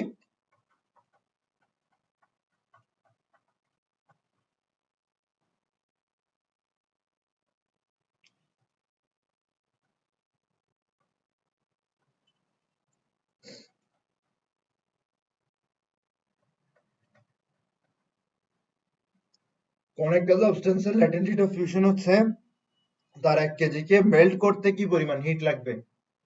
1 কেজিকে মেল্ট করতে যে পরিমাণ হিট লাগবে সেটাই হচ্ছে ল্যাটেন্ট হিট অফ ফিউশন, সেটাই হচ্ছে ল্যাটেন্ট হিট অফ ফিউশন, যেটাকে আমরা এলএফ দিয়ে এক্সপ্রেস করি। কি দিয়ে এক্সপ্রেস করি, এলএফ দিয়ে এক্সপ্রেস করি। ঠিক আছে? ওকে, তাহলে এখান থেকে আমরা ইকুয়েশন বের করি। তাহলে এটা হচ্ছে heat required to melt, heat required to melt 1 KG, heat required to melt 1 KG, heat required to melt 1 KG হচ্ছে এলএফ। তাহলে heat required to melt M KG কত হবে, এক কেজি কে মেল্ট করতে যদি এলএফ পরিমাণ হিট লাগে, তাহলে এম কেজি কে মেল্ট করতে কি পরিমাণ হিট লাগবে, এমএলএফ পরিমাণ হিট লাগবে। কি পরিমাণ হিট লাগবে, এমএলএফ পরিমাণ হিট লাগবে, এমএলএফ পরিমাণ হিট লাগবে। তাহলে আমরা একটা ফর্মুলা পাইলাম, সেটা হচ্ছে heat required to melt M KG হচ্ছে এমএলএফ পরিমাণ। ঠিক আছে? এমএলএফ পরিমাণ। তাহলে আমরা এটা এখানে লিখে দিই, কিউ মেল্ট সেটা কি MLF, যেখানে LF হচ্ছে ল্যাটেন্ট হিট অফ ফিউশন। তোমাকে একটা বাড়ির কাজ দিব, সেটা হচ্ছে ল্যাটেন্ট হিট অফ ফিউশন বের করবা। কার ল্যাটেন্ট হিট অফ ফিউশন বের করবা? পানির ল্যাটেন্ট হিট অফ ফিউশন বের করবা। কারটা বের করতেছ? পানিরটা বের করতেছ। পানির ল্যাটেন্ট হিট অফ ফিউশন বের করবা, ঠিক আছে? বের করবা। যদি তোমার কাছে যদি সোর্স লাগে যে কোথায় বের করতে পারো, চ্যাট জিপিটিতে আছেই, বের করতে পারো। আরেকটা জায়গা আছে যেটা আমি বেশি খুশি হবো যদি ওটা ইউজ করো, সেটা হচ্ছে তুমি ক্লাস 9-10 এর এনসিটিভি বুক খুলবা, পিডিএফ খুলবা, ওখান থেকে তুলবা। আমি তো জানি এগুলোর ভ্যালু কি, কিন্তু তাও বলবো না। তোমাকে কিছু কাজ দিলাম যে করো এগুলা। এরপরে আসো latent heat of vaporisation.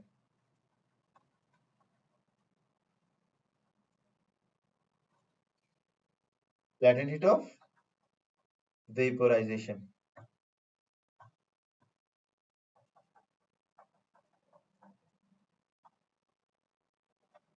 Latent heat of vaporisation কি?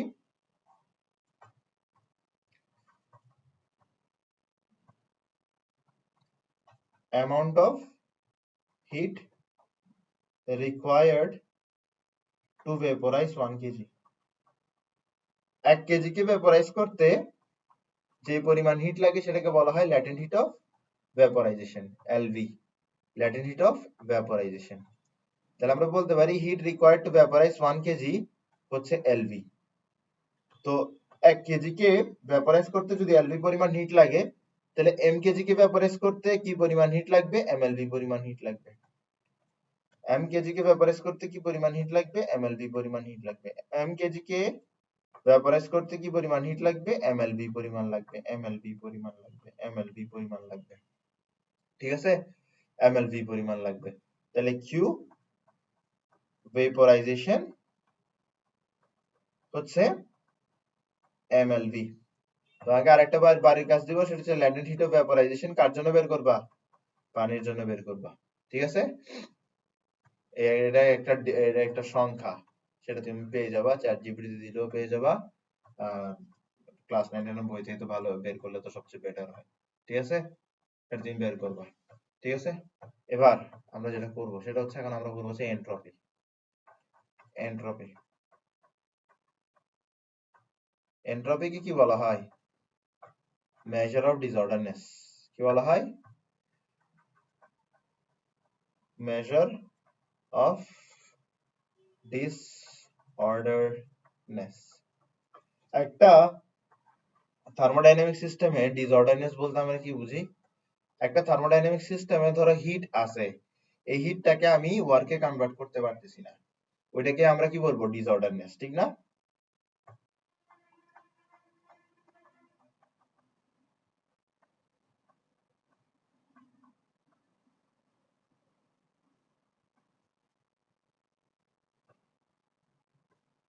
একটা থার্মোডাইনামিক সিস্টেমে হিট আছে, কিন্তু সেই হিটের একটা অংশকে আমি ওয়ার্কে কনভার্ট করতে পারতেছি না, এটাই হচ্ছে entropy.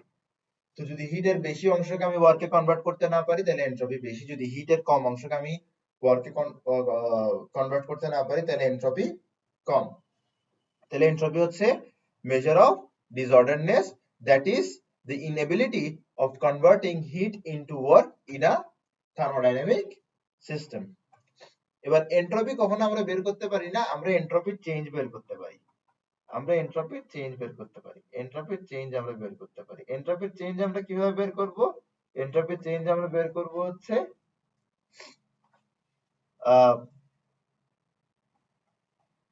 Change of heat, change of heat, change of heat divided by temperature, temperature, হিটের চেঞ্জ ডিভাইডেড বাই হিট যে টেম্পারেচারে চেঞ্জ হয়েছে, এটাই হচ্ছে চেঞ্জ অফ এন্ট্রপি। হিটের চেঞ্জ ডিভাইডেড বাই চেঞ্জটা যে টেম্পারেচারে হয়েছে, এটাই হচ্ছে এন্ট্রপি। এন্ট্রপিকে আরো একভাবে বের করতে পারি, যদি টেম্পারেচার চেঞ্জ না হয়, এটা হচ্ছে যদি টেম্পারেচার চেঞ্জ না হয় সেই ক্ষেত্রে ফর্মুলা, যদি টেম্পারেচার চেঞ্জ হয় তাহলে এন্ট্রপির ফর্মুলা। যদি টেম্পারেচার চেঞ্জ হয় তাহলে চেঞ্জ অফ এন্ট্রপির ফর্মুলা হচ্ছে m as ln TF by TI, মানে হচ্ছে m as ln final temperature by initial temperature, যেখানে এস হচ্ছে স্পেসিফিক হিট, যেটা আমি কিছুক্ষণ আগে পড়াইছি। ঠিক আছে, এতটুকু কি আমরা বুঝছি? এতটুকু আমরা বুঝছি। এবার আমি একটা গল্প বলবো, এই গল্পের জন্য আমরা এনট্রপি চেঞ্জটা একটু দেখব। ঠিক আছে, তো ধরো -5°C আইস আছে, এটাকে কিসে কনভার্ট করা হয়েছে? এটাকে কনভার্ট করা হয়েছে 110°C ব্যাপারে। তো বলা হচ্ছে যে এখানের মধ্যে চেঞ্জ অফ এনট্রপি কত? Determine the change of entropy. Determine change of entropy. আচ্ছা ঠিক আছে, আমরা স্টার্ট করি। -5°C আইস, এটাকে আমরা কি দিব? এটাকে আমরা হিট দিব। কি দিব? হিট দিব। যদি এটাকে আমরা হিট দিই, প্রথমে এটা টেম্পারেচার ইনক্রিজ হবে, এটা টেম্পারেচার ইনক্রিজ হতে হতে মেল্টিং পয়েন্ট পর্যন্ত পৌঁছাবে। মেল্টিং পয়েন্ট পৌঁছানোর পরে যখন আমরা আরো ফার্দার হিট দিব, তখন আইস কনভার্ট হয়ে যাবে ওয়াটারে। তখন কিন্তু আর টেম্পারেচার চেঞ্জ হবে না। তখন কিন্তু টেম্পারেচার চেঞ্জ হবে না। তো আইস পুরোপুরি ওয়াটারে কনভার্ট হওয়ার পরে যখন আমরা হিট দিব, তখন টেম্পারেচার বাড়তে বাড়তে বাড়তে বাড়তে বয়লিং পয়েন্ট পর্যন্ত যাবে। বয়লিং পয়েন্টে পৌঁছানোর পরে যখন আমরা আরো ফার্দার হিট দিব, তখন আর টেম্পারেচার বাড়বে না, তখন ফিজিক্যাল স্টেট চেঞ্জ হবে, তখন ব্যাপারে পরিণত হবে। ওয়াটারটা পুরোপুরি 100°C এর ব্যাপারে পরিণত হওয়ার পরে যখন আমরা হিট দিব, তখন টেম্পারেচার চেঞ্জ হবে, ফিজিক্যাল স্টেট চেঞ্জ হবে না, টেম্পারেচার চেঞ্জ হয়ে 100°C এর ব্যাপার তৈরি হবে। তাহলে এখানের মধ্যে অনেকগুলো স্টেপ আছে, এখানের মধ্যে একটা স্টেপ হচ্ছে এটা, দুইটা স্টেপ, তিনটা স্টেপ, চারটা স্টেপ, পাঁচটা স্টেপ। তো পাঁচটা স্টেপে আমরা এনট্রপি বের করব। পাঁচটা স্টেপে আমরা এনট্রপি বের করব। ঠিক আছে, আমরা যদি এই স্টেপের এনট্রপিটা দেখি, এই স্টেপের এনট্রপিটা কি হবে?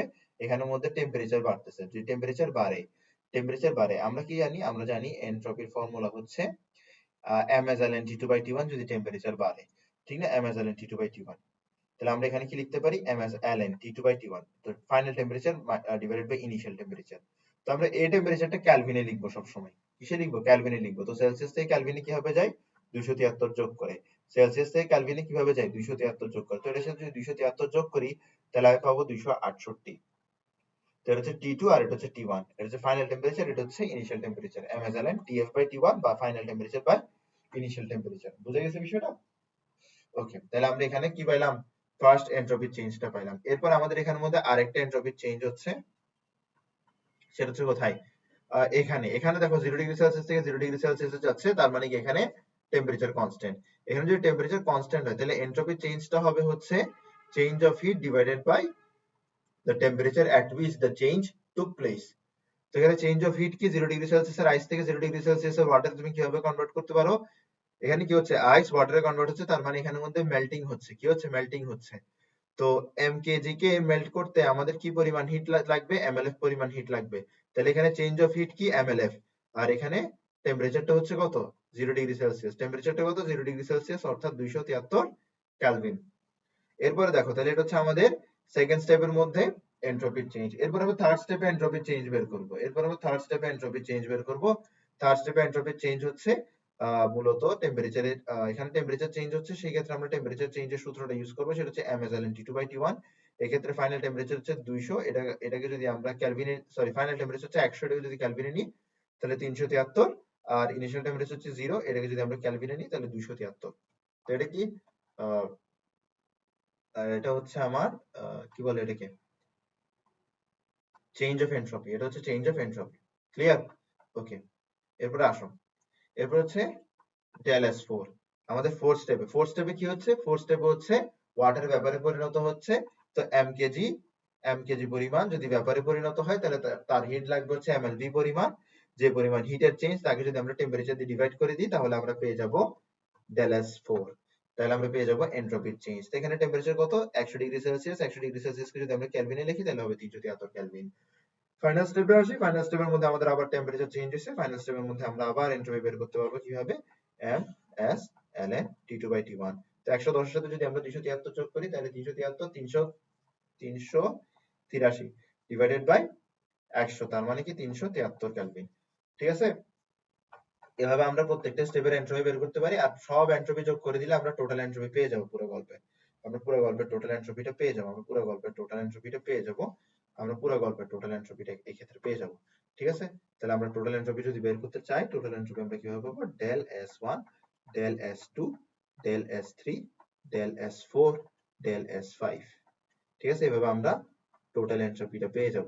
খুব ইজি একটা আমাদের আহ, আহ, কি গেল অঙ্কে গেল, কিন্তু এখানের মধ্যে কিছু ক্যাচ আছে, ক্যাচ গুলো কি কি? ক্যাচ গুলো তোমার কাছে ধরতে হবে। ফর এক্সাম্পল এখানে কিন্তু কি আছে, এখানে কি দেওয়া আছে, এখানে দেওয়া আছে হচ্ছে আইস। কি দেওয়া আছে? আইস। তাহলে এখানের মধ্যে তুমি কি ইউজ করবা? এখানের মধ্যে তুমি ইউজ করবা অ্যাজ আইস। এটা কত? এটা 2000 মেবি, ভুলে গেছি একটু। তো এটা গেল। এরপর তুমি এখানে কি করবা? আইস থেকে তুমি পানিতে যাচ্ছ LF, LF for water use করবা। ঠিক আছে, এটা তো প্যারা নাই।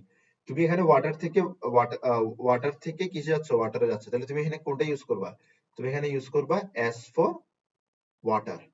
হ্যাঁ, তো S for ice, S for water কিন্তু ভিন্ন হয়।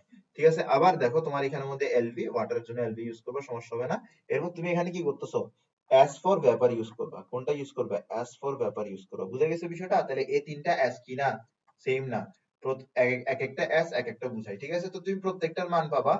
তো এখানে প্রত্যেকটার মান পাওয়ার জন্য তোমার কাছে কিন্তু এমটা লাগবে। তোমার এখানের মধ্যে S ice, S water, S vapour, LV, LF এগুলোর মান কিন্তু তোমার জানা আছে, এগুলো মুখস্থ বিদ্যমান।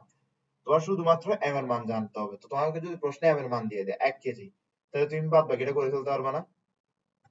আশা করি পারবা। সবগুলোকে যোগ করবা। ধরো আমি ধরে নিলাম কি, ধরে নিলাম যে প্রশ্নে আমাকে কি দেওয়া আছে? প্রশ্নে আমাকে দেওয়া আছে 1 কেজি। 1 কেজি আইস থেকে 1 কেজি ভেপার তৈরি করছে। তাহলে এম এর ভ্যালু কি? 1 কেজি। তাহলে তুমি সবগুলোকে যোগ করবা, যেখানে তুমি এম এর ভ্যালু বসাবা 1, আর বাদ বাকিগুলোর ভ্যালু তো তোমাকে বের করতে বলছি, ওগুলো তোমার হোমওয়ার্ক। ওগুলা বের করে তুমি বসাবা, বসানোর পরে যেটা আসবে সেটাই হচ্ছে কি আলটিমেটলি অ্যান্সার। তাহলে আমরা এন্ট্রপি পড়ে ফেলছি। এখন ফাইনাল যে টপিকটা আছে সেটা হচ্ছে আমাদের রেফ্রিজারেটর। রেফ্রিজারেটর পড়লে আমাদের কাজ শেষ। ঠিক আছে, এবার রেফ্রিজারেটর কি কাজ করে দেখো। রেফ্রিজারেটর কি কাজ করে? আমাদের রেফ্রিজারেটরের ভেতরের অংশটা কি? ভেতরের অংশটা হচ্ছে কুল রিজিয়ন। ভেতরের অংশটা কি? কুল রিজিয়ন। এবার রেফ্রিজারেটরের বাইরের অংশটা কি? রেফ্রিজারেটরের বাইরের অংশটা হচ্ছে ওয়ার্ম রিজিয়ন। রেফ্রিজারেটরের বাইরের অংশটা কি? রেফ্রিজারেটরের বাইরের অংশটা হচ্ছে ওয়ার্ম রিজিয়ন। তো রেফ্রিজারেটর কি করে? আমি যদি রেফ্রিজারেটরের মধ্যে কোনো কিছু রাখি, সেটাকে আমি গরম অবস্থায় রাখলাম, রেফ্রিজারেটর কি করবে? ওটাকে ঠান্ডা করে দিবে। কিভাবে ঠান্ডা করবে? ধরো আমি এখানের মধ্যে কি রাখলাম? ধরো এখানের মধ্যে আমি একটা চিকেন রাখলাম। কি রাখলাম? একটা চিকেন রাখলাম। এটা কি একটা চিকেন? হ্যাঁ, এটা কি একটা চিকেন? হ্যাঁ, একটা চিকেন রাখলাম। তো রেফ্রিজারেটর কি করবে? রেফ্রিজারেটর এই চিকেন থেকে হিটটা অ্যাবজর্ব করবে। এই হিটটা অ্যাবজর্ব করে হিটটা কই ছেড়ে দিবে? এই হিটটা অ্যাটমসফিয়ারে ছেড়ে দিবে। এই হিটটা অ্যাটমসফিয়ারে ছেড়ে দিবে। ঠিক আছে, এই হিটটা কি করবে? অ্যাটমসফিয়ারে ছেড়ে দিবে। তো আমরা যদি একটু চিন্তা করি, যে আমাদের কি থাকে? আমাদের খানা থাকে রেফ্রিজারেটরের ভিতরে, ফুড থাকে। তো এটা কোথায় আছে? এটা রেফ্রিজারেটরের ভেতরে আছে। এটা রেফ্রিজারেটরের ভেতরে আছে। তো ওর থেকে কি করতেছে? ওর থেকে রেফ্রিজারেটর হিটটা নিয়ে ফেলতেছে। কি পরিমাণ হিট নিয়ে ফেলতেছে? এরপরে রেফ্রিজারেটর এই হিটটা কই দিয়ে দিচ্ছে? এই হিটটা দিয়ে দিচ্ছে হচ্ছে অ্যাটমসফিয়ারে। এই হিটটা কই দিয়ে দিচ্ছে? এই হিটটা দিয়ে দিচ্ছে অ্যাটমসফিয়ারে। ফ্রিজের ভেতরের অংশটা হচ্ছে কুল, আর ফ্রিজের বাইরের অংশটা অর্থাৎ অ্যাটমসফিয়ার হচ্ছে ওয়ার্ম। তো দেখো, অবশ্যই কুল রিজনের টেম্পারেচার কম হবে আর ওয়ার্ম রিজনের টেম্পারেচার বেশি হবে। তো রেফ্রিজারেটর কি করতেছে? রেফ্রিজারেটর কুল রিজন থেকে ওয়ার্ম রিজনের দিকে হিটকে ফ্লো করাচ্ছে। তো রেফ্রিজারেটর যেহেতু কুল রিজন থেকে ওয়ার্ম রিজনে হিটকে ফ্লো করাচ্ছে, তাহলে রেফ্রিজারেটরের কাছে অবশ্যই কি করতে হবে? রেফ্রিজারেটরের কাছে অবশ্যই ওয়ার্ক ডান করতে হবে। তুমি কখনো কম টেম্পারেচার থেকে বেশি টেম্পারেচারের দিকে হিটকে ট্রান্সফার করতে পারবে না, unless you do some work on the heat. তো এখানের মধ্যে Q1 এর উপরে W পরিমাণ ওয়ার্ক করা হচ্ছে, Q1 হিটের উপরে W পরিমাণ ওয়ার্ক ডান করা হচ্ছে, এন্ড দোনোটার ফলাফলে Q2 পরিমাণ হিট অ্যাটমসফিয়ারে চলে যাচ্ছে। ক্লিয়ার বিষয়টা? তাহলে Q1 প্লাস W সমান সমান Q2। এখান থেকে যদি আমি W বের করতে পারি, W হচ্ছে ওয়ার্ক ডান। W হচ্ছে কি? Work done. সেটা হবে Q2 মাইনাস Q1। এটা আমরা কি পাইলাম? এটা আমরা পাইলাম ওয়ার্ক ডান। এটা আমরা পাইলাম ওয়ার্ক ডান বাই রেফ্রিজারেটর। এখন আমরা যেটা পড়বো সেটা হচ্ছে কোএফিসিয়েন্ট অফ পারফরম্যান্স। পড়বো, এরপর চ্যাপ্টার শেষ। Coefficient of performance. আচ্ছা, আমরা এফিসিয়েন্সির ক্ষেত্রে কি করছিলাম? এফিসিয়েন্সির ক্ষেত্রে আমরা আউটপুট বাই ইনপুট করছিলাম, ঠিক না? তো কোএফিসিয়েন্ট অফ পারফরম্যান্স এর ক্ষেত্রে আমরা কি করব? Output by input. এটাকে পার্সেন্টেজে প্রকাশ করে না, তাই বলে ইনটু 100 আমরা দিব না। ঠিক আছে, এখানে দেখো, এখানে আউটপুট কি, তোমার আউটপুট মানে দিন শেষে বোঝাচ্ছে পারপাস, আউটপুট মূলত কি বোঝাচ্ছে, পারপাস। ঠিক আছে, রেফ্রিজারেটরের পারপাসটা কি ছিল, রেফ্রিজারেটরের পারপাসটা কি ছিল, রেফ্রিজারেটরের পারপাস ছিল হচ্ছে এই ফুড থেকে কিউ1 পরিমাণ হিটটা সরানো। তাহলে রেফ্রিজারেটরের পারপাস হচ্ছে কিউ1 হিটটা সরানো, আর রেফ্রিজারেটরের ইনপুট হচ্ছে ডাব্লিউ, হুইচ ইজ ওয়ার্ক। তো আমি যদি দেখি তাহলে কিউ1 ডিভাইডেড বাই কি, কিউ1 divided by কিউ2 minus কিউ1, কিউ1 divided by কিউ2 minus কিউ1, যেখানে কিউ1 হচ্ছে hit অ্যাবস্ট্রাক্টেড from food,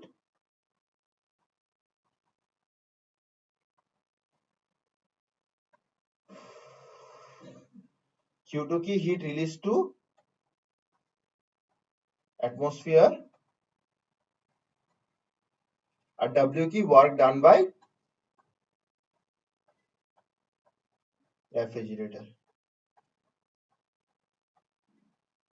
thank you so much, আমাদের থার্মোডাইনামিক্স চ্যাপ্টারটা শেষ। আমরা থার্মোডাইনামিক্স চ্যাপ্টারের পুরো থিওরি পড়ে ফেলছি, এখন আমাদের জাস্ট সিকিউ করাটা বাকি।